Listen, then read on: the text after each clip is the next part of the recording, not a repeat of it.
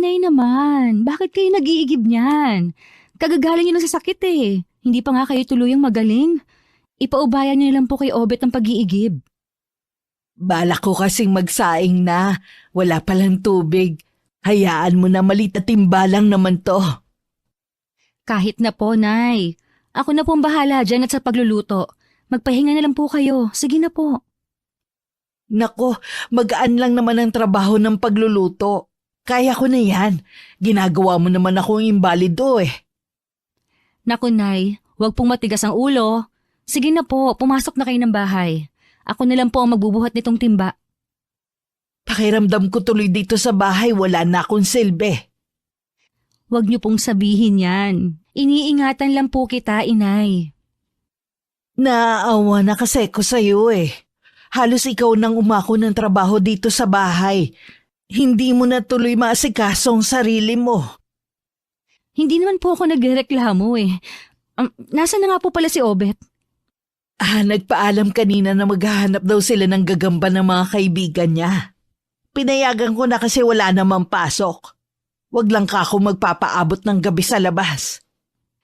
Inuuna pa talaga niya ang paghahanap ng gagamba kaysa mag-igib ng tubig. Hayaan mo na, maaasahan naman ang kapatid mo sa maraming bagay. Tsaka, hayaan natin ma-enjoy ng kapatid mo ang kabataan niya. Sa bagay nga po. Sumang-ayon naman ako sa sinabi ni Inay. Mabait, masipag mag-aral, at maaasahan naman ang bunso kong kapatid na si Obet. Kaya lamang, may pagkaisip bata pa rin ito sa edad na 16. Hindi na inaasahan no ni Inay na magbubuntis pa siya kay Obet. Dahil nasa mahigit 40 na rin ang kanyang edad, naging mahirap na para sa kanya ang pagbubuntis. At pagkapanganak nga niya sa bunso kong kapatid, naging masasakitin na ang Inay. Hanggang maospital nga siya. May 1 buwan nang nakakalipas. Diferensya sa buto ang resulta ng mga doktor na tumingin sa kanya. Marupok na raw ang buto niya sa may bandang balakang. Yun ang dahilan kung bakit nakakaranas ng pagkaparalisa ang Inay. Sinabi pa ng doktor na kung ooperahan daw, baka hindi na rin kayanin ng Inay dahil sa edad nito. 4 kami magkakapatid. Ang panganay na si Kuya Abel ay may sarili ng pamilya at sa kabilang baryo piniling manirahan.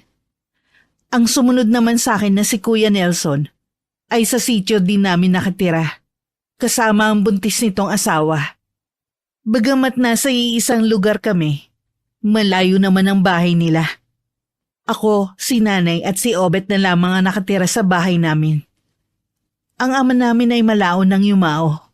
3 taon pa lang noon ang bunso naming kapatid. Away sa inuman na naging sanhi na maaga niyang pagkasawi.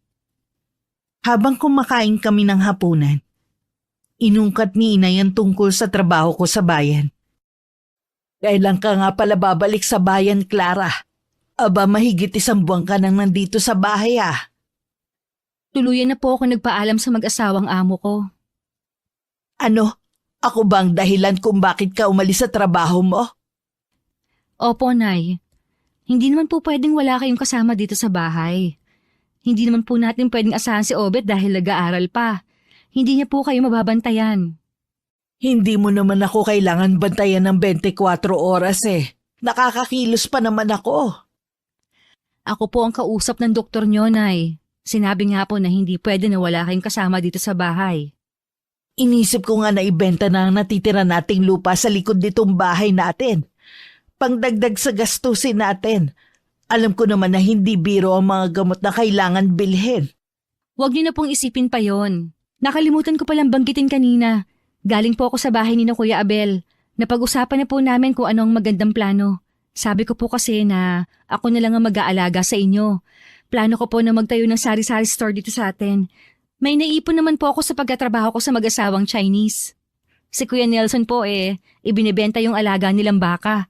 Magbibigay po siya ng kaunting puhunan. Ganon din po si Kuya Abel. Hindi ba kaya ibebenta ng Kuya Nelson mo ang alaga nilang baka para sa panganganak ng asawa niyang si Alice? Oho, Nay. Payag naman po si Ate Alice. Sobra-sobra naman daw po yung makukuha nilang pera kapag naibenta yung baka nila. Ang babait talaga ng mga kapatid mo. at mga napangasawa nila. Ang sabi nga, ang mabait na anak ay galing sa mga magulang. Pero ang mabait na asawa ay bigay ng Panginoon. Napangiti na lang ako sa sinabi ni nanay.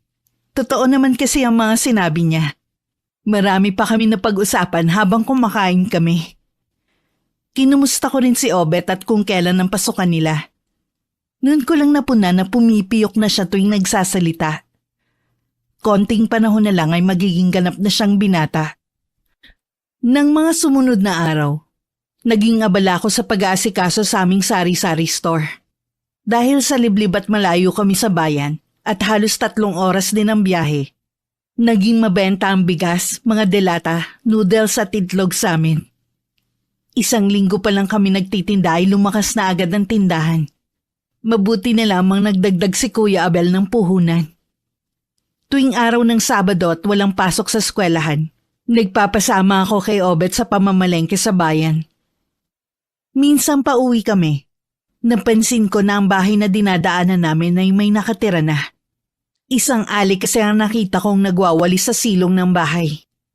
Pagdating sa amin, habang inaayos ko ang pinamili, tinanong ko si nanay. May nakatira na pala sa bahay dyan malapit sa kalsada? Oo, mag-ina daw ang nakatira sa bahay na yan, sabi ni Maring Nita. Nakita ko nga po yung ali na nagwawali sa silong ng bahay nila. Bumili nga kahapon yung anak niyang binata dito sa atin eh. Mukha namang mabait at mahiyain. Siyempre po, mahihiya pa yon kasi bagong salta pa lang dito sa lugar natin. Hindi nga nalalayo sa iyo ang edad eh. At saka mukhang foreigner ang itsura. Siguro tatay nun foreigner. Talaga po? Oo, makikilala mo rin yon. Lalo't ikaw naman lagi ang tumatao dito sa tindahan. Bakit kaya silang mag-ina lang ang nakatira sa bahay na yun? Wala rin akong makuhang impormasyon eh. Alam mo naman na hindi na ako masyadong naglalabas ng bahay. Tsaka yun lang ang sabi ni Maring Nita. Si Aling Nita talaga. Magkukwento lang eh, kulang pa sa impormasyon. Aba, interesado ka talaga sa bago nating kapitbahay ah. Siyempre po, gusto ko lang din sila makilala. Yun lang naman po eh.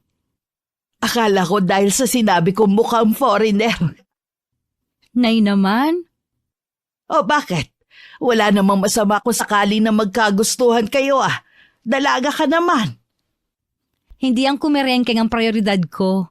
Kaya tigilan niyo na ako sa panunukso sa akin. Nangingiti na lang ang inay habang nakatingin sa akin. Ako naman umiwas ng tingin. Baka kasi mapatawa ako bigla. Nang mga sumunod na araw, napansin kong naging tambayan ng harapan ng tindahan ko ng mga kadalagahan dito sa aming sityo.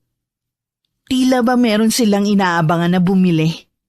Nagkahinala agad ako na baka ang bago naming kapitbayang hinihintay ng mga yon. Naiiling na lang ako. Nainabala ko na lang ang sarili ko sa paglilista ng mga kulang sa tindahan. Nang biglang may narinig akong impit na tilian. Nang sulyapan ko ang mga kadalagahan sa harap ng tindahan namin. Halos magkapilipit na ang mga ito sa kilig. Hindi nga nagtagal. Isang paboritong boses ang bumili. Isang lalaki matangkad at mistiso ang bumili ng 4 na itlog at kamatis. Bakit biglang tumaas ang itlog? Nung nakaraan 9 lang ang bili ko sa isa. Nung nakaraan pa yon, ngayon tumaas na ang itlog. Ang bilis naman. Parang natulog lang ako, biglang taas na. Kung nagrereklamo ka, sa iba ka nalang bumili. O di kaya sa bayan. Tiyak mura doon, ikaw nga lang mamamasahe. Hindi naman ako nagrereklamo, sinasabi ko lang. Ganoon na rin yon. Sige, salamat. Nakita ko pang umiti ang lalaki sa mga nakatambay na kadalagahan sa harap ng tindahan. Hindi ko tuloy maiwasan na mapataas ng kilay. Iniisip ko kasi kung yun nga ang lalaking tinutukoy ni nanay. Pero tama nga siya. Mukhang foreigner ang itsura ng lalaki. Kaya marahil yun na nga ang bago naming kapitbahay. Ilang sandali pa, umalis na rin ang mga kadalagahan na nakatambay sa tapat ng tindahan namin. Ang pumalit naman ay mga manginginom sa aming lugar. 2 4 agad ang binili. Humingi din ng baso at pitsyal ng tubig. Sa loob ng ilang linggo malakas naman ang tindahan namin. Palibhasa nga kasi kami ang kumpleto na sa paninda. At iilan lang ang may tindahan sa amin. At malalayo din ang agwat. Hindi ko lang inaasahan ang isa sa mga nag-udyok sa akin noon na tuluyan ng umalis sa trabaho ay makikita ko pa. Hindi ako makapaniwalang madadatnan ko si Aurelio sa sala namin habang kausap si inay. Anong ginagawa mo dito, Aurelio? Oh, mabuti naman at dumating ka na, Clara. Kanina pa naghihintay si Aurelio dito. O paano, maiwan ko muna kayo. Tinatanong kita kung anong ginagawa mo dito sa bahay namin. Ay, dinadalaw ka. Pagbalik ko kasi ng probinsya, nabalitaan ko sa dati mong amo na umalis ka ng araw at umuwi ka raw dito sa inyo. Kailangan kasi ako ng nanay ko. Nabanggit nga ng mag-asawang Inchik ang dahilan mo. Kumusta ka na? Ayos lang. Kanina ka pa ba? Ay, may dala nga pala akong pasalubong para sa'yo. Aurelio, kasi may gagawin pa kasi ako ngayon. Ganun ba? Sige, uuwi na ako. Kanina pa naman ako rito eh. Gusto lang kasi kitang makita. Ay, di ba nag-usap na tayo dati? Akala ko naliwanagan ka na sa desisyon ko. Clara, sana maunawaan mo rin ako. Hindi ganun kadali yung pinapagawa mo. Mahal na mahal kita. Lahat gagawin ko para sa'yo. Sarili mo lang ang pinapahirapan mo eh. Marami pa namang ibang babae dyan. Sila na lang ang ligawan mo, wag na ako. Pero ikaw lang ang gusto ko, Clara. Hindi ang ibang babae. Huwag mo sana akong ipagtulakan sa kanila. Hindi ka ba napapagod sa kasasuyo mo sa akin? Wala kang maaasahan sa akin. Hindi ang pakikipagnobyo ang prioridad ko ngayon. Handa naman ako maghintay eh. Mapapagod ka lang sa paghihintay mo sa akin. Sa huli, wala ka rin mapapala. Ikaw nga ang dahilan kung bakit ako umalis sa trabaho. Tapos ngayon, dito mo naman ako kukulitin sa bahay namin. Clara, sana naman. Nakikiusap ako. Umalis ka na. Hindi itong huli natin pagkikita, Clara. Hindi ako ganun kadaling sumuko. Alam mo ba, imbis na maawa ako sa'yo, nag-uumpisa na akong mainis sa'yo dahil sa pangungulit mo. Dahil nagmamahal lang ako at paulit-ulit ako manunuyo sa'yo. Hindi rin ako mapapagod na ipagtabuyan ka ng paulit-ulit hanggang magsawa ka. Clara, lagi kong pinagdarasal na sana magising ka isang araw na mahal mo na ako. Hindi yan mangyayari, kaya umalis ka na. Sa totoo lang, inaabala mo na ako. Laylay ang balikat na pumanaog sa bahay namin si Aurelio. Naiiling na sinundan ko na lamang siya ng tingin. Nang wala na si Aurelio, tsaka naman lumabas mula sa kusina ang inay. Kibit-balikat lang ang itinugon ko sa nagtatanong niyang tingin sa akin. Gaya ng inaasahan ko, paulit-ulit na pumupunta si Aurelio sa bahay namin. Ilang beses ko rin siyang pinagtatabuyan. Hanggang dumating ang araw na hindi ko na siya hinaharap. Tanging si inay na lang ang humaharap sa kanya at nagdadahilan na wala ako. Hindi ka ba naaawa sa manliligaw mo, Clara? Naaawa naman po noong una. Pero katagalan nakakainis na. Ang kulit kasi. Bakit hindi mo bigyan ng pagkakataon na kilalanin siya? Malay mo, kalaunan magustuhan mo rin siya. Malabo po yun, Nay. Sa loob ng 1 taong panliligaw niya sa akin, wala akong makapangnikatiting na pagkagusto sa kanya. Mukha naman siyang mabait. Ano kaya ang dahilan bakit hindi mo siya magustuhan? Hindi ko rin po alam, Nay. Basta, mabigat po ang loob ko sa kanya, kahit wala naman siyang ginagawang masama. Siguro hindi mo lang talaga siya gusto. May ganun kasi Tsaka po, hindi ko nakikita ang sarili ko sa pag-aasawa. Hindi ko po yun prioridad. Ha? Wala ka bang balak mag-asawa? Meron naman po, pero hindi pa sa ngayon. Aba, 25 ka na nga, Clara. Dapat ka may nobyo ka na ngayon. Makakapaghintay naman po yan. Hindi ko kailangang magmadali. Anong hindi mo kailangan magbadali? Sa edad mong yan, may ikukonsidera na ganyang edad may asawa na. Bakit naman po sina kuya 30 na mga nakapag-asawa? Lalaki naman sila. Ikaw babae. Baka mamaya kapag umabot ka na sa edad na 30, mahirapan ka na mabuntis. Kapag nag-asawa po ako, paano kayo ni Obet? Huwag mo kaming intindihin ng kapatid mo. Ang isipin mo ang sarili mong kaligayahan. Kayo po ang kaligayahan ko. Ang alagaan kayo. Alam ko naman yon, pero hindi habang buhay nandito ako. Ang kapatid mo balang araw ay magkakaroon din ng sarili niyang pamilya. Paano ka? Huwag niyo po munang isipin yon. Matagal pa po yon. Kung ayaw mo kay Aurelio, dapat maghanap ka pa rin ng magiging nobyo mo. Nay naman, parang desperada na ako niyan ah. Alam mo ba yung bago nating kapitbahay dyan?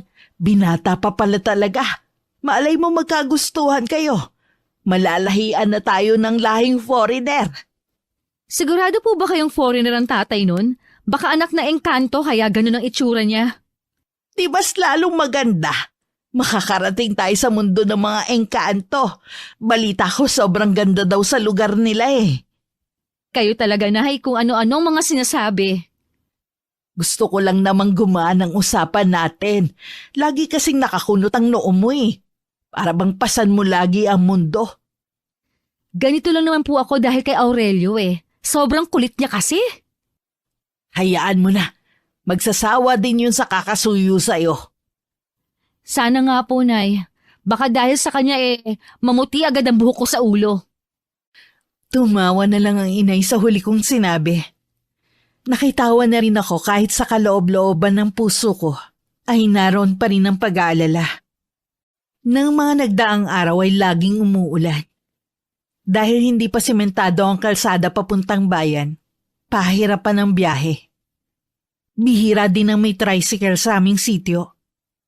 Madalas ang bumabiyahe ay mga habal-habal. Kaya ganun na lang ang gulat ko nang sabihin ni nanay na kinausap niya ang bago naming kapitbahay para arkilahin ang tricycle nito. Yun na ang simula ng paglalapit namin ni Ronnie. Habang tumatagal, marami akong natutuklasan sa kanyang magagandang katangian. Napapadala siya ata ang pagtambay ni Ronnie dito ah. Gusto lang po niyang makipagkwentuhan. Nanliligaw na ba siya sa'yo? Nay naman, magkaibigan lang po kami ni Ronnie. Ibig sabihin hindi pa siya nagtatapat sa'yo? Kung kaibigan lang po ang turing niya sa akin, hindi po talagahin magtatapat. Sayang naman. Siya pa naman ang natitipuhan kung maging manugang kung sakali. Baka po may nobyo siyang inaiwan sa lugar na inalisan nila. Baka nga. Pero ikaw ba? May pagtingin ka na ba kay Ronnie? Sabi ko nga po sa inyo, kayo ang prioridad ko at hindi ang pakikipagnobyo. Ang layo naman ng sagot mo. Tama naman po ang sagot eh. Maiba nga pala ako. Kanina pala habang nasa bayan ka dumating dito si Aurelio. Na naman, ang kulit talaga ng isang yun. Akala ko naman tumigil na siya. Tingin ko may sakit. Kasi ang payat niya nung pumunta rito. Hindi ko na po problema yon. Hindi naman ako doktor para gamutin siya. Sa susunod kausapin mo ulit baka makinig na sa'yo. Naku, para saan pa? Baka mamaya sa tindi ng kalungkutan niya, makagawa siya ng hindi tama. Hindi ko na po yun problema. Matanda na naman siya. Kung magpapadala siya sa nararamdaman niya, di bahala na siya. Parang hindi na lang inis ang nararamdaman mo sa kanya. Parang matinding galit na. Sobra na po kasi siya. Parang sa kanya ako masisiraan ng bait eh. Aba, wag naman. Kaya pakiusap po, huwag niyo lang din harapin kapag pumunta dito ulit. Pagtabuyan ninyo.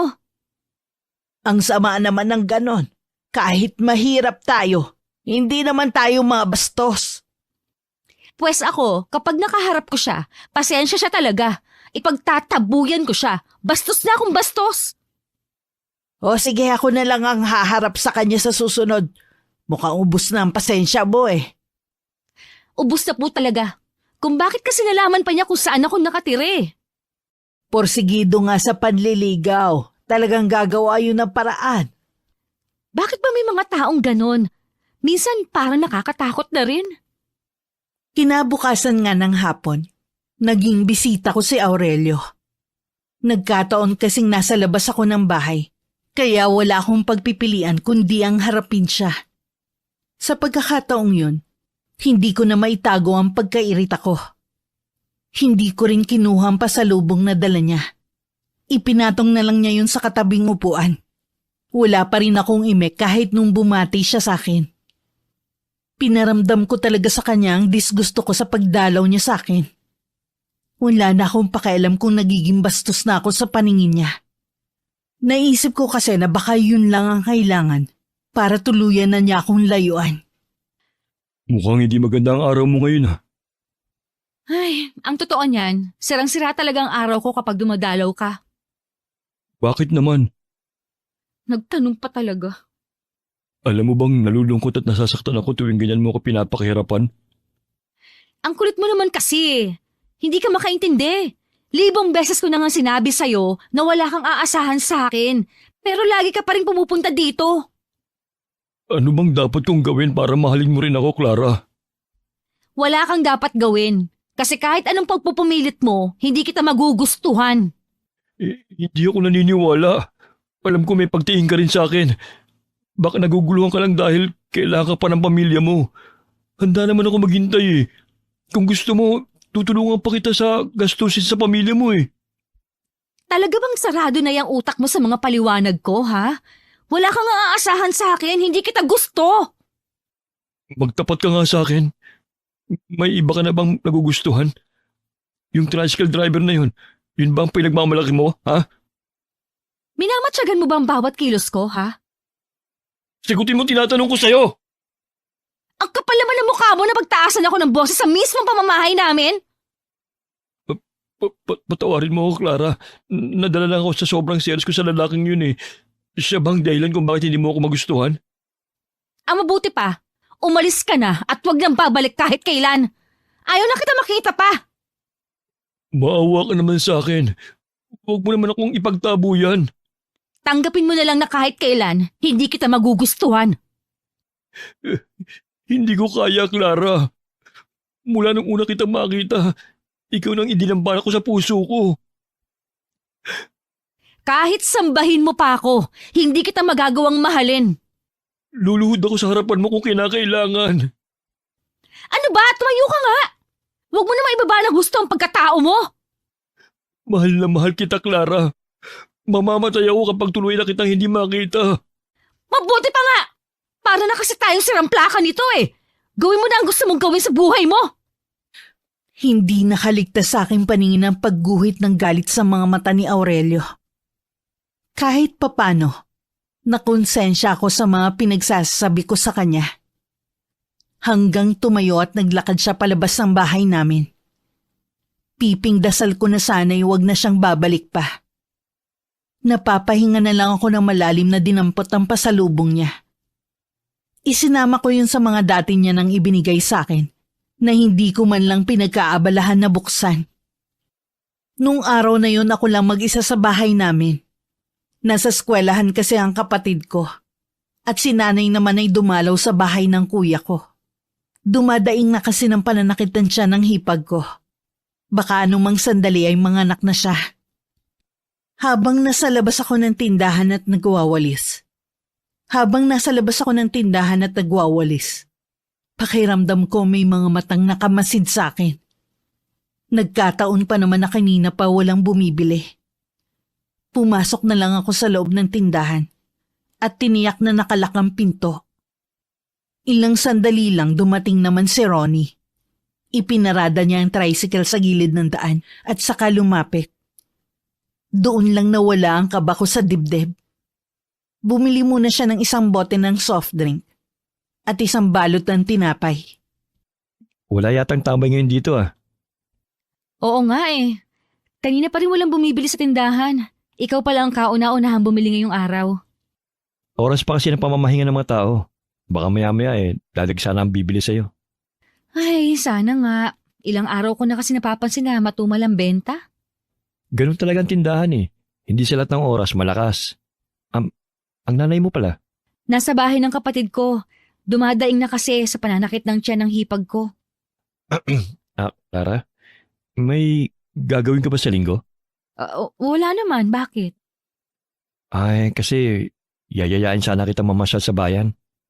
Pwede naman, anong oras ba? Bago mananghalian, susundin kita rito. Oo, sige. Payag naman, Chuck, si nanay. Si Obet na lang ang patatauhin ko dito sa tindahan. Inabahan ako ng konti. Akala ko tatanggi ka eh. Matagal-tagal na rin naman nung huling pamamasyal ko. Wala naman masama siguro. Alam mo, akala ko nung una, masungit ka. Hindi naman pala. May katotohanan din yan. Kaya siguro ilagsakin ng ibang tao dito sa atin. Siguro may dahilan kung bakit minsan masungit ka. Katulad ko, minsan napagkakamalan akong mayabang kahit hindi naman. Minsan kasi ibang tono ng pananalita ko eh. Pero natural na kasi sa akin yun eh. May itatanong ako sa'yo. Sana huwag mo masamain. Nasaan na pala ang tatay mo? Sa ilang beses kasi nating pagkukwentuhan eh, hindi mo pa siya nababanggit. Puro kasi nanay mo lang ang ikinukwento mo. Hindi ko naman kasi siya kilala eh. Ipinagbubuntis pala ako ni inay, umuwi na siya sa bansa nila. Mula nga nun, wala na kaming balita. Foreigner pala ang tatay mo, kaya ganyan ang itsura mo. Alam mo ba dati, ikinakahiya akong itsura ko. Kung tingnan kasi ako ng ibang tao, para akong naiiba sa lahat.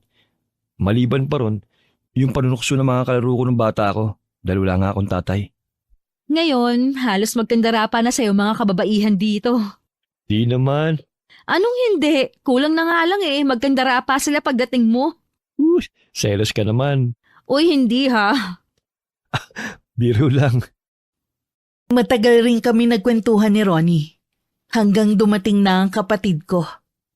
Nagpaalam na rin siya sa akin dahil magsisibak pa siya ng panggatong na inutos ng nanay niya. Inutusan ko naman si Obet na puntahan ng inay sa bahay ni na Kuya Nelson. Nang mapag-isa na naman ako, naharon na naman ang pakiramdam na tila may nagmamatsyag sa akin. Binaliwala ko na lang ang ganong pakiramdam. Madilim na sa labas nang makauwi si na inay at Obet. Napansin ko agad ang pagkabalisa sa anyo nila. May nangyari po ba kina kuya? Wala, iha.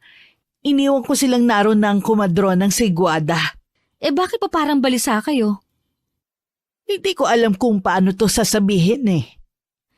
Ano po ba yon? Kasi kanina nakasalubong namin si Aurelio. Kinausap niya ako. Umiiyak siya sa akin na nagmamakaawa na huwag ka daw magalit sa kanya. Naku, Nay. Sa susunod po huwag niyo lang siyang pansinin kapag nakita ninyo. Iwasan niyo na agad kapag nakita niyo papalapit pa lang. Gag-away ba kayong dalawa?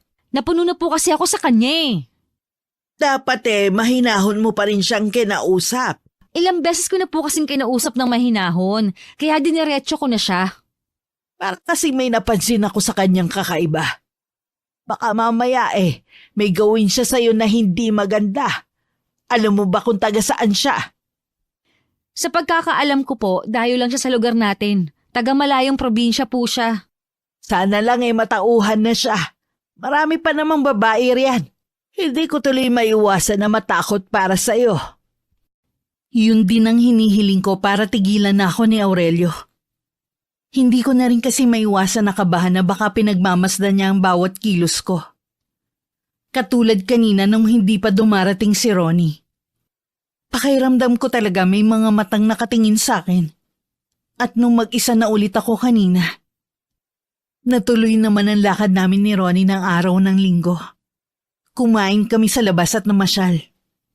Nasira lamang ang masaya naming sandali nang mamataan ko si Aurelio sa di kalayuan. Matalim ang pagkakatitig sa amin. Puno yun ng galit at selos. Bigla akong pinanlamigan ng buong katawan at wala sa sariling napahawak na lang sa braso ni Ronnie. Ayos ka lang ba? Okay lang. Ang lamig kasi ng kamay mo at umumutla ka pa. Maupo ka muna. Hindi ka dahil sa kinain natin? Hindi yon. Ang mabuti pa, umuwi nilang tayo. Hapon na rin naman. Mahirap na kung gagabihin tayo sa daan. Alam mo namang wala pang pose ng ilaw sa papasok sa atin. Sige. Dito muna lang ako hintayin ha. Kukunin ko lang yung tricycle sa pinagparadahan ko. Bilisan mo lang ha. Oo, basta huwag kang alis dito. Tumango na lang ako nang hindi tumitingin kay Ronnie. Nakatutok kasi ang mga mata ko kung saan ko nakitang nakatayo si Aurelio kanina. Nagpapaling-paling ako ng tingin. Ngunit hindi ko na alam kung saan siya nagpunta. Hindi pa rin mawala ang kaba sa dibdib ko ng mga oras na yon. Lalo't wala nang ganong tao sa paligid at hindi pa rin bumabalik si Ronnie. Sa biglang pagharap ko kung saan nagtungo si Ronnie, balak ko na sana siyang puntahan. Nang bigla akong bumangga sa isang katawan. Pagtingala ko, mukha ni Aurelio ang bumungad sa akin. Bigla akong napaatras pero mabilis niyang nahawakan ng kamay ko. Nagpupumiglas ako habang sumisigaw. Pero pagtingin ko sa paligid, ni isang tao wala akong makita. Bitiwan mo ako! Ano ba, Ronnie? Tulungan mo ako! Kahit pa ulit-ulit mo siyang tawagin, hindi siya darating para tulungan ka. Hayop ka! Ano ginawa mo kay Ronnie? Wala na siya. Kaya sumama ka na sa akin. Ilalayo kita rito. Magsasama tayo habang buhay. Nasisiraan ka na ba ng bait? Hindi ako sasama sa'yo! Sa ayaw at sa gusto mo, sasama ka sa akin. Bitiwan mo sabi ang kamay ko! Huwag mo ako hilahin sabi! Tumahimik ka kung ayaw mong maubos ang pasensya ko sa'yo. Masyado kang pakipot. Ang dami ko nang ginawa para magustuhan mo ko. Pero dun sa tisoy ka pa rin sumama. Ilang beses ko ba kasing sasabihin sa'yo na tigilan mo na ako? Kahit kailan, hindi kita magugustuhan! Lalo na ngayon! Di na mahalaga kung magustuhan mo ko o hindi. Wala na akong pakialam. Para mo ng awa! Hayaan mo na akong umuwi! Marunong ka rin pala magmakaawa eh. Pwes, gaya mo. Hindi rin ako maaawa sa'yo. Hayop ka! Kaya pala hindi kita magustuhan kasi sa itinatago mo ugali! Naging ganito lang naman ako dahil sa'yo eh. Parang awa mo na, Aurelio! Hayaan mo na ako! Dama ko na ang sakit sa braso ko. Hindi rin ako makapaniwalang wala man lang nakarinig sa sigaw ko. Napansin ko ring palayo na kami ng palayo sa lugar na yon. Pilit pa rin ako nagpupumigla sa pagkakahawak niya. Pero lalo namang humihigpit ang hawak niya sa kamay ko. Muli ako sumigaw ng malakas. Pero tumatawa lang siya na parang baliw. Parang gusto ko nang mawalan ng pag-asa. Nang mula sa kung saan ay sumulpot si Ronnie. Isang bigwas ang pinakawalan niya kay Aurelio. Na siyang dahilan para mabitiwan niya ang kamay ko. Nang bumalandra siya sa lupa, kinubabawan naman siya ni Ronnie. At sunod-sunod na suntok ang pinakawalan sa kanya. Napatutop na lang ako sa sariling bibig habang pinanunood ang pangbubuno ng dalawa. Agad namang nakabawi si Aurelio. Gumaganti naman siya ngayon ng suntok kay Ronnie. Pero sa tagisan nila ng lakas, si Ronnie pa rin ang nagwagi. Paika-ikang lumayo si Aurelio. Akmang hahabulin siya ni Ronnie nang pinigilan ko na siya. Pabayaan mo na siya. Pasensya ka na kung natagalan ako ha. May bigla kasi pumalo sa ulo ko kanina eh. Kaya sandali akong nawalan ng ulirat. Chuck, siya rin ang may gawa noon sa'yo. Ayos ka lang ba talaga? Hindi ka ba niya sinaktan? Hindi naman. Natakot lang talaga ako. Ngayon ko lang naalala. Siya rin yung lalaki nakikita ko nakatayo sa malayo at nakatingin sa bahay niyo. Madalas ko kasi siyang madaanan na nasa kabilang daan. Akala ko taga-sityo lang siya. Kaya hindi ko na binigyan ng pansin. Kung ganoon, tama talaga ako ng sapantahan na mayroon lihim na nagmamasid sa akin. Sino bang lalaking yun? Isang makulit naman ng ligaw. Kaya pala, mabuti pa umuwi na tayo. Habang nasa daan wala kaming imik pareho ni Ronnie. Hindi ko alam kung anong tumatakbo sa isipan niya ng mga oras na yon. Ako naman, takot na takot pa rin sa nangyari. Hindi ko akalain na magagawa ni Aurelio ang ganong bagay. Pagdating sa amin, hinintay muna akong makapasok ni Ronnie sa loob ng bahay bago niya pinaandar ang tricycle niya. Nakangiti naman na sinalubong ako ni inay. Pagkakita ko sa kanya, hindi ko na napigilan na mapaiyak. Sa putol-putol na salita ay kinuwento ko ang nangyari. Diyos ko, nagawa yun ni Aurelio. Sabi na nga ba may kakaiba sa kanya nung makita namin siya eh. Opo, Nay. Mabuti na lang dumating po si Ronnie. Kahit siya sinaktan ni Aurelio, buti na lang hindi siya napuruhan. Dapat pumunta kayo sa pulis para maipablatter siya. Hindi na po. Siguro madadala na yun.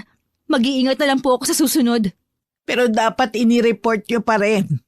Sa sobra din po kasing takot kanina, hindi ko na rin po talaga naalala pa. Ang mabuti pa magpahinga ka na. Ligtas ka na dito sa bahay, kami ang bahala sa iyo. Sinunod ko si inay na magpahinga na lang muna. Nang gabing yun laman ang isip ko ang mga nangyari. Paulit-ulit yun bumabalik sa utak ko. Hanggang madala ko na nga sa panaginip.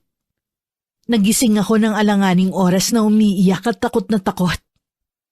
Kinabukasan tanghali na ako nagising. Nakapasok na ng eskwelahan si Obet. At nasa may tindahan naman si inay. Gising ka na pala. Gusto mo na bang kumain? Mamaya na lang po, Nay. Wala pa po akong gana. Siya nga pala. Nandito kanina si Ronnie, kinukumusta ka? Sabi ko nga tulog ka pa. Napanaginipan ko po kasi nangyari sa amin. Kaya ba tinanghali ka ng gising? Opo, pero okay na po ako ngayon. Makakalimutan ko rin ang nangyari. Hayop talagang lalaking yon. Ang laking perwisyong ginawa niya sa'yo. Kapag bumalik siya rito, makikita niya ang gagawin ko sa kanya. Hindi na po yun babalik dito. Kapal na lang ng mukha niya kung may tapang pa siya magpakita dito. Sinabi mo pa, baka kuyugin pa siya ng mga taga rito. Hanggang nung tanghalian, wala pa rin akong ganang kumain. Matamlay rin ang pakiramdam ko. Nung makaramdam ako ng antok, sa sala na lang ako nahiga. Nagising ako na magaan na ang pakiramdam ko. Akma na sana akong pupunta sa kusina nang marinig ko ang galit na boses ng nanay ko sa labas ng bahay. Napakunot naman ang noo ko habang humahakbang palapit sa may bintana. Nakita ko si nanay na galit habang hawak ang itak ng yumao kong ama. Iniuumang niya yun sa dalawang tao. Nasa harapan niya si Aurelio at isang may edad ng babae. Narinig ko ang nakikiusap na tono ng may edad ng babae. Ngunit hindi siya pinatatapos ni nanay magsalita. Galit na nagwika ang inay na umalis na lamang sila. Kung ayaw niyong matikman ang galit ko, umalis na kayo! Aling Tinay, hayaan niyo naman po ako makapagpaliwanag. Nagawa ko lang naman po yun dahil mahal na mahal ko si Clara. Hindi pagmamahal ang tawag doon! Masyado kang makasarili! Hayaan niyo naman po ako makausap si Clara. Kahit sandali lang, nakikiusap po ako. Sinabi ng... Inay, mabuti pang pumasok na kayo dito sa loob. Baka kumapano pa kayo. Clara? Diyan ka lang, huwag kang lalapit. Ang kapal naman ng mukha mo para pumunta dito sa amin. Clara, hayaan mo naman sana ako makapagpaliwanag. Malinis ang hangarin ko sa'yo. Katunayan, kasama kong inay ko. Handa kong panagutan ang ginawa ko. Talaga? Handa ka magpakulong dahil sa ginawa mo? Clara naman, hindi yun ang ibig kong mangyari. Pwes, yun ang gusto kong mangyari sa'yo. Wala nang iba! Kung kinakailangan, luluhod ako sa harapan mo, mapatawad mo lang ako. Kahit ilang oras ka pa dyan lumuhod, hindi kita mapapatawad sa ginawa mo. Umalis ka na! Bakit ba hirap kang mahalin ako? Hindi ko alam. Basta kahit ano pang gawin mo, hindi kita mamahalin. Mas gugustuhin ko pang mamatay kaysa makasama ka. Ganun ba talaga katigas ang puso mo sa akin? Baka pagsisiyan mong paulit-ulit ang ginagawa mo sa akin. Tinatakot mo na naman ba ako? Sinasabi ko lang ang mangyayari kung sakali. Umalis ka na nga! Sinama mo pa talagang nanay mo. Akala mo naman maaawa ako sa'yo. Lahat ginawa ko na para sa'yo. Pero hindi mo pa rin ako magawang mahalin. Tandaan mo ang araw na ito, Clara. Ang paulit-ulit na pagdurog mo sa puso ko. Mararanasan mo rin to balang araw. Hindi ko alam pero bigla kong kinilabutan sa mga katagang binitiwan ni Aurelio. Kahit nung wala na sila ng kanyang ina, nakatayo pa rin ang mga balahibo ko sa katawan. Bahagya pa ako napapitlag nang hawakan ako ni inay sa braso. Napakalamig kasi nun. Niyaya na niya akong pumasok sa bahay namin. Nung gabing yun maaga kami nagsara ng tindahan. Siguro pareho kami ng nararamdaman ni inay. Sa hapunan naman, halos hindi ko malunok ang kinakain ko. Matindi pa rin kasi ang kaba sa dibdib ko. Kahit nung gabing nakahiga na ako, mukha pa rin ni Aurelio ang nakikita ko. Isang linggo pagkatapos ng pangyayaring yun, wala na kami naging balita kay Aurelio. Kahit papano nakahinga na ako na maluwag. Baka pinagsabihan ng nanay niya. Sana nga po makinig siya. Alam mo, kahit yung nanay niya, hindi ko gusto ang aura. Ewan ko ba, ang hirap ipaliwanag. Hindi ko po masyadong maalala mukha nung nanay niya. Sa kanya lang kasi ako nakatuon ng atensyon nun eh. Grabe din makatingin nung nanay sa'yo. Parang lalamunin ka ng buo. Lalo na nang pinagsasabihan mo si Aurelio. Huwag na nga po natin silang pag-usapan. Ang importante po hindi na sila manggugulo sa atin. O sige, siya nga pala nak. Dadalawin ko lang ang kuya at hipag mo ha. Mamayang hapon din uuwi rin ako. Sige po, Nay, pero wag po kayong gagawa doon. Tsaka po yung gamot ninyo, dalhin nyo. Parang ikaw lang din ang kuya mo. Ayaw akong pakilusin kapag nandun ako. Tama lang naman po yun. Mahirap na, baka ma-hospital ulit kayo. Kahit maagang kinuhang tatay nyo, napakaswerte ko naman sa inyong mga anak ko. Noong umalis si nanay, naiwan naman ako mag-isa sa bahay. Wala rin ganong bumibili sa tindahan. Kaya inabala ko na lang ang sarili ko sa paglilinis ng bahay. Noon lang din kasi ko nagkaroon ng oras. Habang nagpupunas ako ng eskaparate, napansin ko ang mga regalo at pasalubong sa akin ni Aurelio na hindi man lang nagalaw. Inilagay ko na lang lahat yun sa sako. Kapag may pagkakataon, ako mismo ang susunog nun. Nung hapon dumating naman si Ronnie galing sa pamamasada. Hindi na ba ulit nagpunta rito yung manliligaw mo? Nabanggit kasi sa akin ni Obet na pinuntahan ka raw dito. Hindi na. Baka natauhan na rin. Pasensya ka na nga pala ha, kung hindi kita masyado napupuntahan dito. Sinasamantala ko lang na malakas ang biyahe ko ngayon. Hinuhulugan ko pa kasi itong tricycle ko eh. Ayos lang, naiintindihan ko naman. Wala yata yung mga customer mo na manginginom. Di ba ganitong oras nandito na sila? Ay, sa totoo lang, kahit sila, hindi na rin bumibili rito sa tindahan namin. Mas lalong tumumol ang benta namin, hindi ko alam bakit. Ganun naman talaga ang mga tindahan eh. Huwag ka mawala ng pag-asa. Mali mo sa mga susunod na araw lumakas na ulit. Sana nga. Dito ko kasi kinukuha ang pambili ko ng gamot ni inay. Tsaka yung gatas para sa buto niya. Medyo may kamahalan din kasi. Kung may maitutulong ako, huwag kang mahihiya magsabi ha. Naku, gusto ko lang maglabas ng saloobin. Wala akong ibig sabihin. Natural lang sa magkaibigan na nagdadamayan. Huwag kang mag-alala. Wala akong iniisip na anumang masama sa sinabi mo. Meron pa naman ako mga kapatid. Kapag nagipit ako pwede akong lumapit sa kanila. Wala na naman yata yung nanay mo. Nandun sa bahay ng kapatid ko. Pauwi na rin yon. Sabi ko kasi huwag magpapagabi Clara, alam ko na hindi naging magandang unang paglabas natin.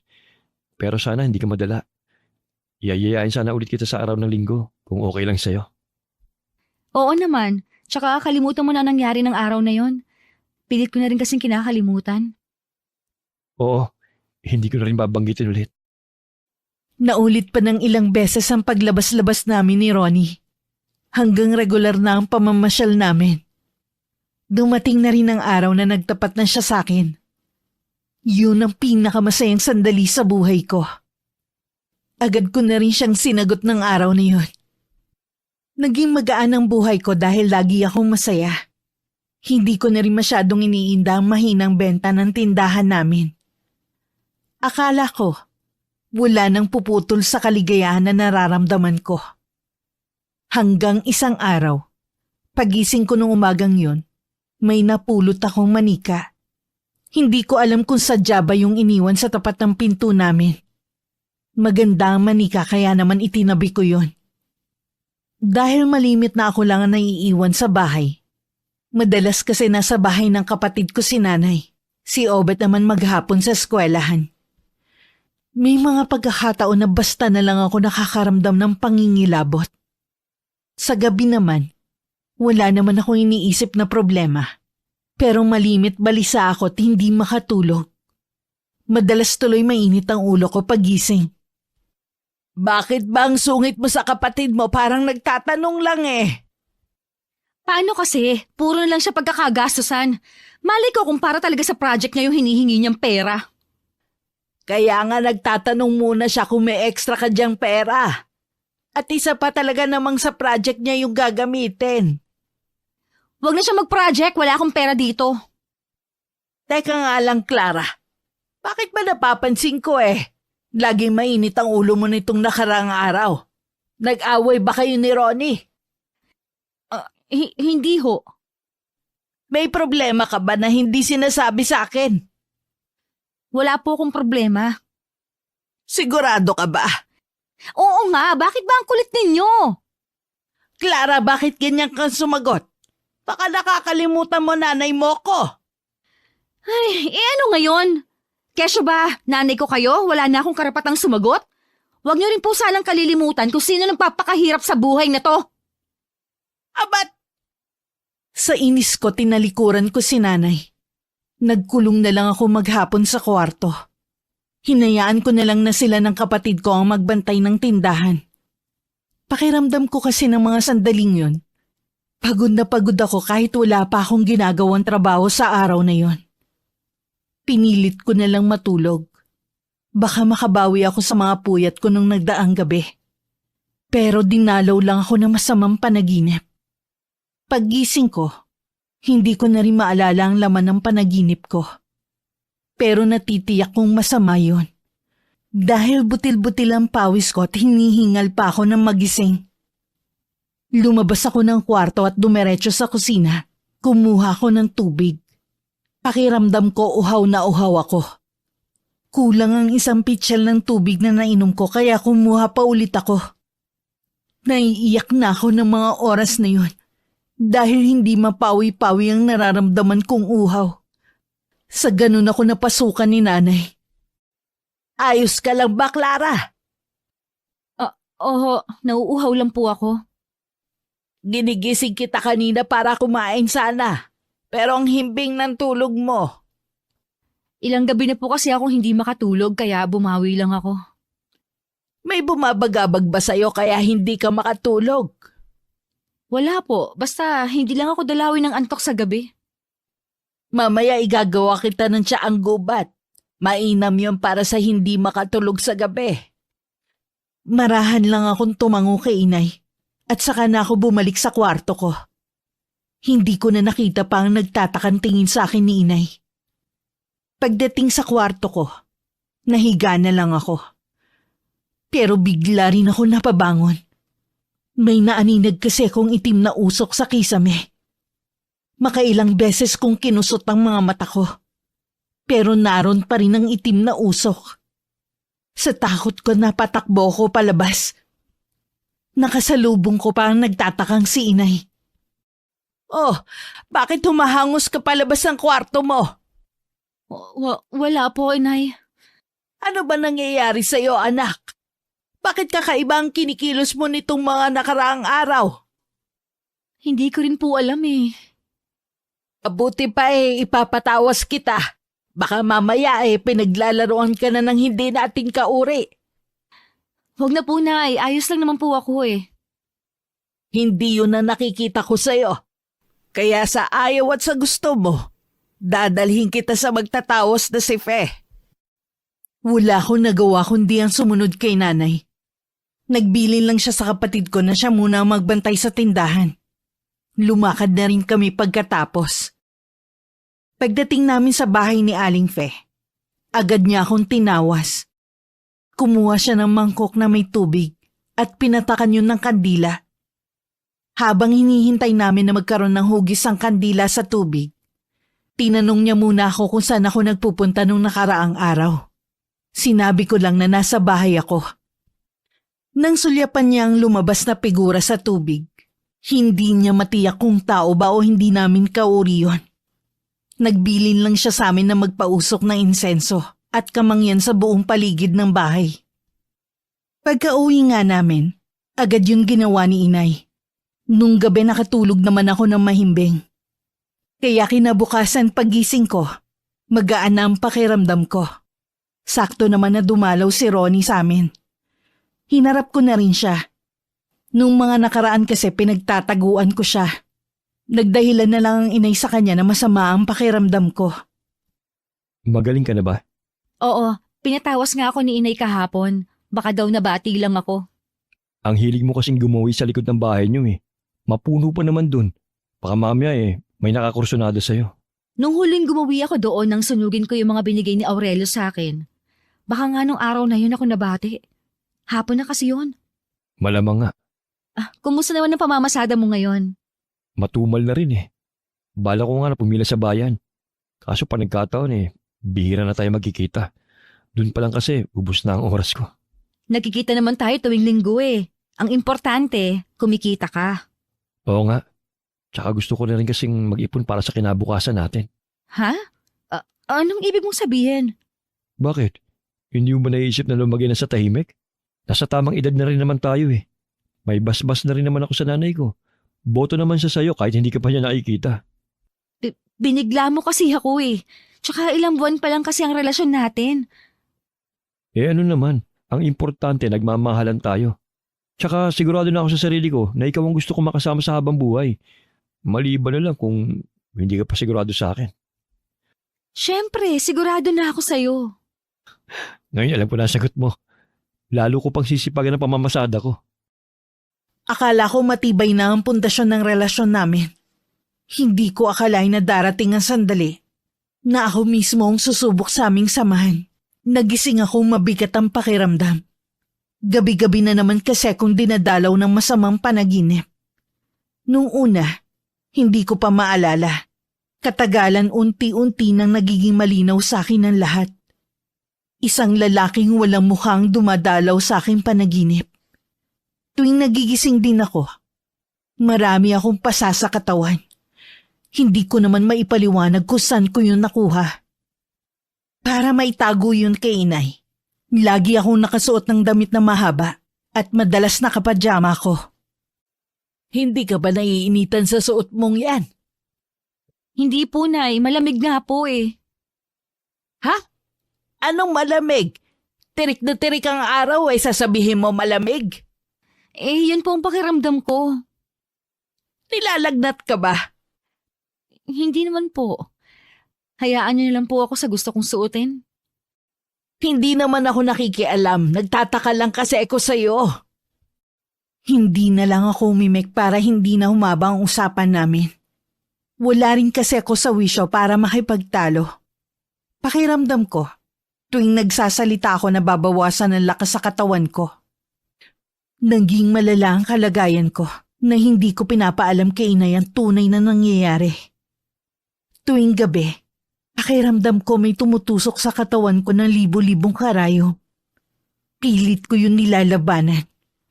Pero isang gabi na umatake na naman ang inaakala kong sakit, hindi ko na nakayanan ng mapasigaw. At nawalan ako ng ulirat. Nagisnan ako ni inay na nasa sahig at walang malay. Agad niyang tinawag ang kapatid ko para magpatulong na buhatin ako sa higaan. Agad naman ako nagkamalay. Kumusta na ang pakiramdam mo, anak? Hindi ko maintindihan. Maraming masakit sa katawan ko. Hindi ko lang malaman kung saan banda. Pinasundo ko kay Obet ang nobyo mo para maihatid tayo sa ospital. Hindi na po kailangan, Nay. Wala naman po akong sakit eh.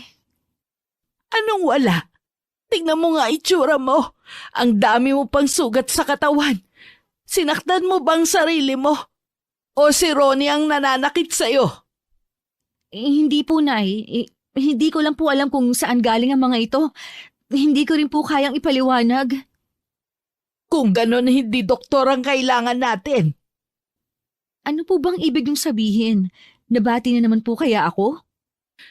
Baka malalaman natin kapag natingnan ka na ng manggagamot. Inayos ko na lang ang pagkakasandal ko sa higaan. Para kasi kung kinakapos ng paghinga, ramdam ko rin ang pagkirot ng mga sugat ko sa katawan. Iniwan ako sandali ni inay nang marinig niya ang boses ni Ronnie sa labas. Gusto ko sanang lumabas din, pero walang lakas ang mga paa ko sa paghakbang. Pakiramdam ko rin ng mga sandaling yon. May mga matang nakatingin sa akin. Tila ba binabantayan nito ang galaw ko? Nang ilinga ko naman ang paningin ko sa paligid, natuon ang pansin ko sa manikang nakuha ko sa labas ng bahay. Nawala lang ang atensyon ko sa manika nang biglang pumasok si Ronnie sa kwarto ko. Baka sa buong mukha niya ang labis na pag-aalala sa akin. Agad siyang lumapit at umupo sa tabi ko. Anong nararamdaman mo? Nangihina ako. Parang may humihigop ng lakas ko. Hindi ko rin may paliwanag ang mga sugat ko sa katawan. Tama nga si Aling Tinay. Hindi doktor ang kailangan mo. Sa tingin mo, hindi natin kauri ang gumawa nito sa akin? Posible. Kasi hindi yan basta nakukuha sa sakit ang mga sugat mo eh. Parang tinutusok-tusok ang balat mo hanggang magsugat. Magtatawas lang ang meron dito sa sityo namin. Walang albularyo dito. Huwag ka mag-alala. Meron ditong albularyo. Sa katunayan, magaling siyang manggagamot. May kakilala ka? Sino? Ang nanay ko. Wala nga lang siya ngayon sa bahay. Pero oras na dumating siya, papupuntahin ko siya kagad dito. Salamat ha. Natatakot na talaga ako eh. Bakit ngayon mo lang kasi sinabi sa akin na may nangyayari na pala sa'yo? Kung hindi ka pa hinimatay, hindi pa namin malalaman. Ayoko lang kasing mag-alala ang inay. Kahit man lang sana sa akin sinabi mo. Pasensya ka na talaga ha. Sa susunod, huwag ka na sana maglilihim ha. Oo. May gusto ko bang kainin? Hindi ka pero kumakain mula kanina eh. Wala akong ganang kumain eh. Pilitin mo para hindi ka manghina. Ayoko talaga. Matutulog na lang muna ako. Huwag kang aalis sa tabi ko ha. Pakiramdam ko kasi may mga matang nagmamasid sa akin eh. Oo, hindi kita iiwan. Babantayan ka namin. Mahigpit ko pang hinawakan ng kamay ni Ronnie tsaka lang ako pumikit. Dahil sa pinagsama-samang puyat, pagod at takot, hindi ko na namalaya na makakatulog ako. Si Ronnie naman dahan-dahan ang ginawang pagbitaw sa kamay ko. Tumayo pa siya tila merong hinahanap sa kabuuan ng aking kwarto. Lumabas din siya para kausapin ng nanay ko. Nakatulog na po siya. Mamaya nyo lang po siya punasan. May gusto po sana akong sabihin sa inyo eh. Ano yon, iho? Sa tingin ko po, kinukulam si Clara. Ha? Kinukulam si Clara? Oo, isa pong albularya ang nanay ko. Maraming beses na po siya ng gamot ng mga kinulam at binarang. Ang nangyayari po kay Clara, gawa ng kulam. Diyos ko po, sinong gagawa nito sa kanya? Wala namang kaaway ang anak ko. Di po kaya si Aurelio may gawa nito? Si Aurelio? Pero matagal na siyang hindi nagpaparamdam kay Clara. Baka gumaganti siya kay Clara. Kahit po kasi hindi sila nagkikita, basta alam niya po ang buong pangalan ni Clara, maaari niya po siyang ipakulam. Ang kapal naman ng mukha niya para siya pa ang gumanti sa anak ko. Masama po ang magbintang, pero siya lang po ang pumasok sa isip ko na maaaring gumawa ng gano'n kay Clara eh. Wala nang ibang gagawa nun. Naalala ko pa nung pumunta siya dito, pinagbantaan niya si Clara. Huwag po kayo masyado mag-alala. Baka mapano po kayo. Naniniwala po ako na mapapagaling siya ni inay. Talaga bang albularya ang inay mo? Kaya niyang pagalingin si Clara? Oo, isa po siyang albularya. Kaya lang po, kailangan natin maging handa. Maraming beses ko na pong nakita mga gamot sa mga nakukulam si nanay. Hindi po ganun kadali. Lalo na kung walang balak yung mangkukulam na bawiin ang sakit na ipinataw niya sa biktima. Diyos ko, ang anak ko. Mabuti naman siyang anak at kapatid. Bakit sa kanya pa ito nangyari? Manalig po tayo nang malalampasan natin ang pagsubok na ito. Matapang po si Clara. Alam ko po, hindi siya basta-basta susuko. Pagkatapos ng pag-uusap nila ng inay, nagpaalam na rin si Ronnie na uuwi para tingnan kung dumating na ang kanyang ina. Ngunit pagdating sa kanila, wala pa rin ang kanyang ina. Tuwing Martes at Biyernes kasi nagpupunta ang kanyang ina sa isang bundok para magsagawa ng isang orasyon. Lumipas pa ang 2 oras bago dumating ang kanyang ina. Hindi pa man siya nakakapagsalita, alam na agad nito ang nilalaman ng isip niya. Matindi ang puot na nananahan sa taong kumukulam sa nobya mo. Desidido siyang makapaghiganti sa pinakamasakit na paraan. Lalaki po bang kumukulam sa kanya? Hindi. Isa siyang babae. Akala ko ang manliligaw niya, hindi pala. Ang kulam ay salitang kasing kahulugan ng manggagaway sa banal na kasulatan o Biblia. Ang salitang kulam ay may kaugnayan sa salitang kulang dahil ang mga taong may pagkukulang sa pananampalataya sa Diyos o pagkukulang sa isang tao. Ang karaniwan sa mga taong kinukulam ay may nagawang kasalanan sa isang tao. Kahit po ba hindi naman niya sinasadya na makapanakit ng kapwa niya, tatablan pa rin ang kulam? Oo, walang pinipili ang kulam basta gustong makapanakit at makapaghiganti. Nakikiusap po ako, inay. Gamutin niyo po si Clara. Mahal na mahal ko po siya. Ay, gagawin ko ang lahat ng makakaya ko para labanan ang mangkukulam na yon.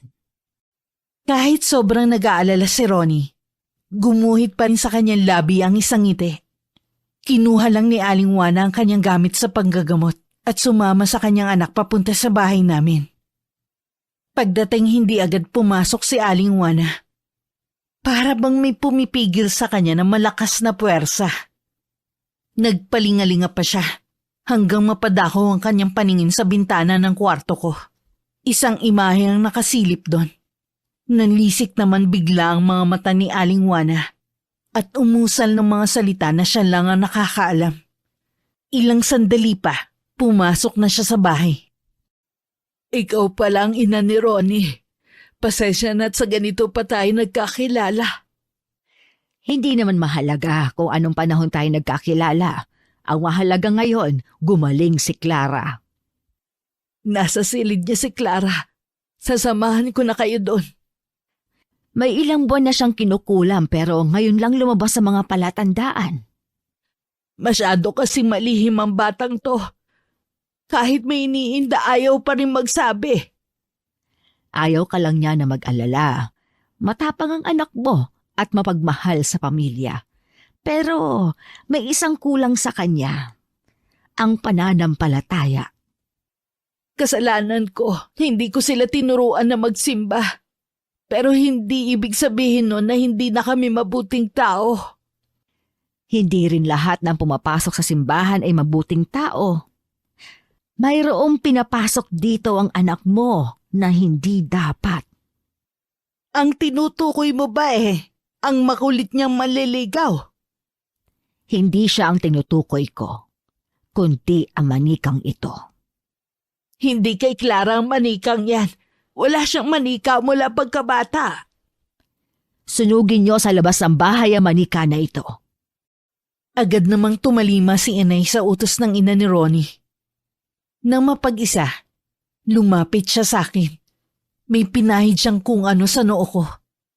Naririnig ko ang mga binubulong niya sa akin pero hindi ko maintindihan. Nagmulat ako ng mga mata at diretsyong tinignan siya sa mukha. Bahagya pa siyang ngumiti sa akin. Bumuka ang bibig ko. May gusto kong sabihin pero walang lumalabas na boses. Huwag kang mag-alala, Clara. Pagagalingin kita. Hindi ako papayag na makuha ka niya. Hindi ka niya maisasama sa impyernong kinaroroonan niya. Naglabas ng malaking puting kandila na hindi pa nasisindihan si Aling Juana. Sinindihan niya yun nang nakaharap sa silangan. Pagkatapos naglabas din siya ng purong asin at binalatang bawang. Inukit niya sa bawang ang pangalan ko, gamit ang karayom. Inusalan din niya yun ng orasyon. Napasigaw na lang ako nang maramdaman kong parang sinisilihan sa hapdi ang mga sugat ko. Para akong bulate na nagpapaikot-ikot sa higaan ko. Si Aling Juana naman patuloy lang sa pag-usal ng orasyon. Sa labas ng silid ko, umiiyak naman si nanay. Nasa tabi niya si Obet na labis din ng pag-aalala sa akin. Magtiwala lang po kayo. Magagawa ni nanay na mapagaling si Clara. May kasalanan din ako sa nangyari kay Clara. Hindi ko siya tinuruan na maging malapit sa Diyos. Lahat ng mga anak ko. May pagkakataon pa naman po eh. Hintayin na lang po natin na gumaling si Clara. Mabuti na lang dumating ka sa buhay ni Clara. Dahil kung hindi, baka kung ano na nangyari sa kanya. Iniisip ko nga po, nasa na kaya si Aurelio ngayon? Sabi po kasi ni nanay, babayang kumukulam sa kanya. Kahit anong pakiusap ni Aling Juana sa taong kumukulam sa akin, matigas itong bawiin ng sakit na binigay sa akin. Makailang beses niya itong kinausap sa pamamagitan ng isip. Pero hinarangan lang nito ng itim na mahika para hindi malaman ang pagkakakilanlan niya. Walang nagawa si Aling Juana kundi magsagawa muli ng orasyon na tatalo sa kulam. Ngunit sadyang malakas ang kalaban. Hindi niya akalaing matatalo siya nito. Isang malakas na sigaw ang kumawala sa kanya. Napasugod naman si Ronnie. Agad niyang dinaluhan ng kanyang ina. Nay, Masyado siyang malakas. Ngayon lang ako nakatagpo ng ganitong itim na mahika. paano po si Clara? Huwag ka mag-alala. May inilagay ako sa kanya para hindi siya tuluyang makuha ng taong nasa likod ng pangungulam sa kanya. Nay, magpahinga muna kayo. Huwag niyong hahayaan na mamatay ang puting kandila. Ano na mangyayari kay Clara?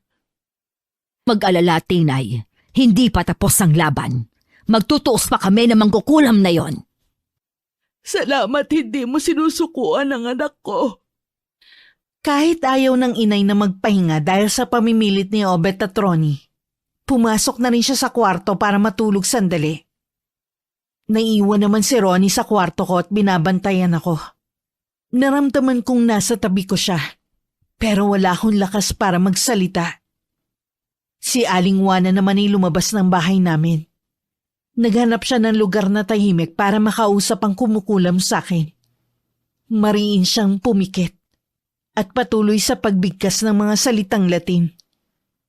Tumagal din ng ilang minuto ang pakikipagtalastasan niya sa taong kumukulam sa akin.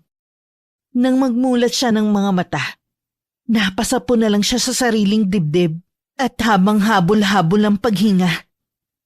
Ilang sandali pa bumalik na siya sa bahay namin. Alam ko na kung sinong nasa likod ng pangungulam kay Clara. Sino po, Nay? Ang nanay ng manliligaw niya. Wala siyang balak na makipagkasundo. Matindi ang galit niya kay Clara.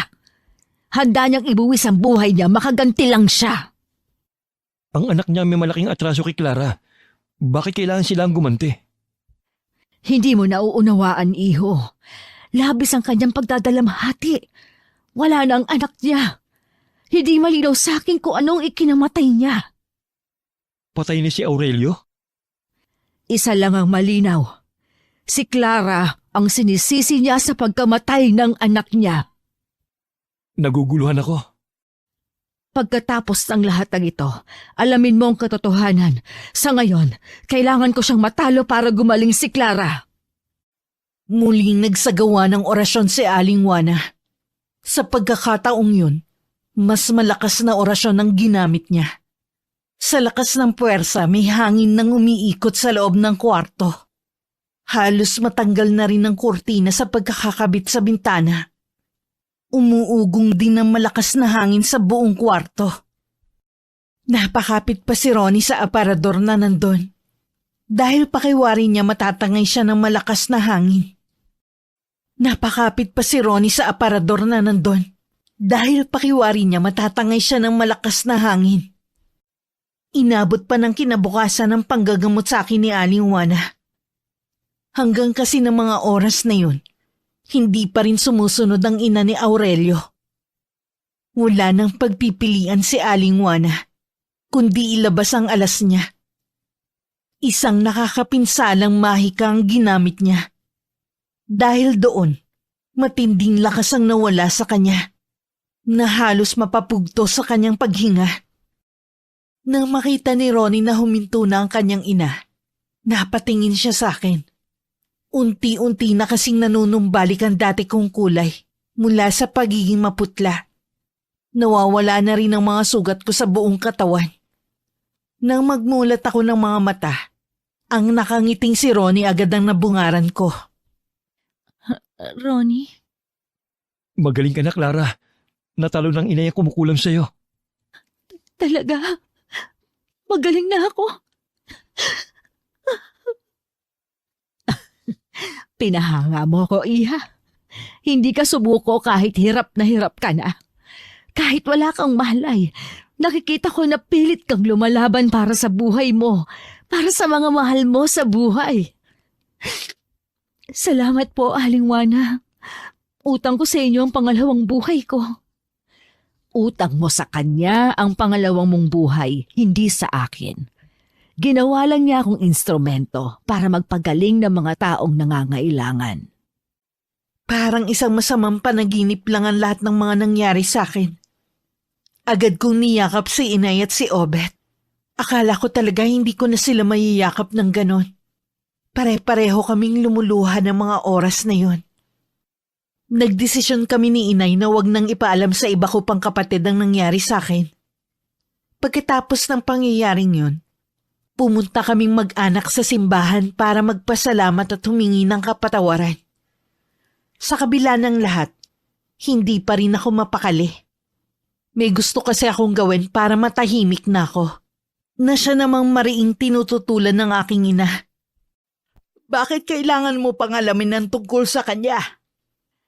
Gusto ko lang naman pong malaman ang ikinamatay niya. Hindi nga tayo sigurado kung patay na nga talaga siya. Kaya nga po gusto kong alamin. Hindi mo maiaalis sa akin na mag-alala. Kaya hindi ko gusto ang gagawin mo.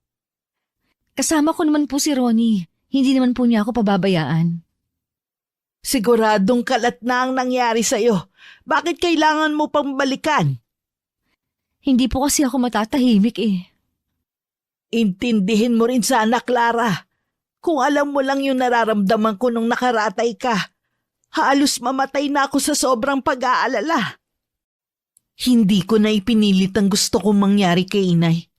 Pero buo na ang pasya ko na alamin ang nangyari kay Aurelio. Araw ng Linggo sinundo ako ni Ronnie. Ang paalam namin kay Inay, mamamasyal lang kami.